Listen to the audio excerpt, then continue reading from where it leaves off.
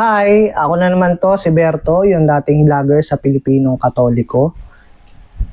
Dun sa una kong video, share ko yung aking conversion story from born again Christian to Catholic faith. At share ko din kung bakit ako nag-decide na mag-convert sa Catholic faith. Yung nanay at tatay ko, ever since talaga Katoliko sila. Sa pamilya namin, ang naging unang born again Christian, hindi ko maalala kung yung panganay kong kapatid o yung pangalawa. Pero isa sa ate ko yung naunang maging born again Christian and maging active sa church. Eventually, na-invite nila yung tatay namin. Tapos yung tatay ko naman, sinama ako sa church service. Hindi ako isinali nun sa children's ministry. Pag uma-attend kami ng church service, magkatabi kami ng tatay ko, nakikinig kami dun sa preaching ng pastor. Yun na yung kinalakihan ko. Tapos, nung 12 years old ako, ito yung experience ko.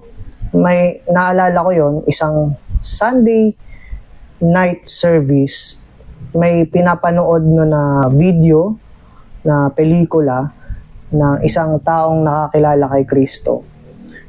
Ano siya parang magnanakaw siya and then nakilala niya si Kristo. Tapos, nagbago yung buhay niya. So, call to action after nung video is tanggapin mo si Kristo bilang Panginoon at tagapagligtas. Which is ginawa ko naman when I was 12 years old. Then after kong ma-experience yun, sabi ko napakagaan sa pakiramdam. Tapos parang may nag-iba talaga, parang nag-iba yung pakiramdam ko. Tapos yung sa mga sumunod na araw, gusto ko nang mag-attend ng church, gusto ko magbasa ng Bible, ganyan. Tapos nag-active ako sa church. Sinalihan ko yung music ministry o yung worship team. Gitarista ako noon. Actually, hindi naman perfect yung reason ko bakit ako sumali.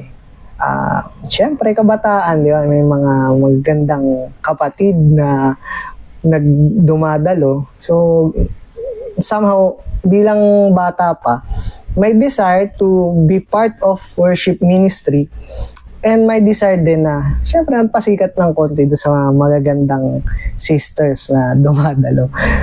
Pero yun nga, syempre, imperfect, di ba? Yung desire. Pero nandun yung desire.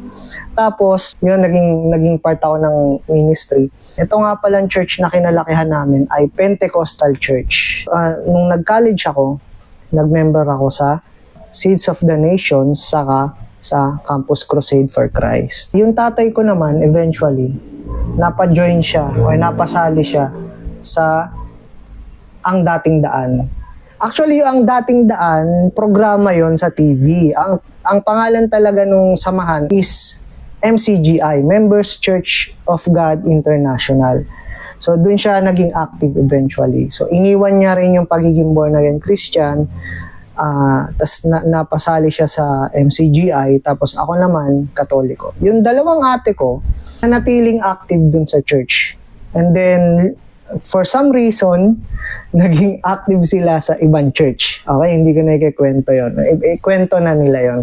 Sila ay born again Christian pa din. Tapos ako yung Katoliko.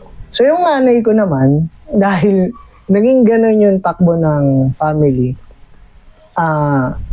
syempre nanay, kung sino yung magyaya na magsimba, dun siya sumasama. Minsan sasama siya kay Papa, samahan niya si Papa dun sa service ng MCGI, tapos minsan sasama sa mga kapatid ko, sa ate ko.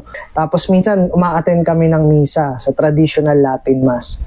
So, sabi hindi ko na alam kung ano ko. Yun yung sitwasyon ngayon ng nanay ko. Actually, bago ko minahal ang pananampalatayang Katoliko, tinuligsa ko muna yan.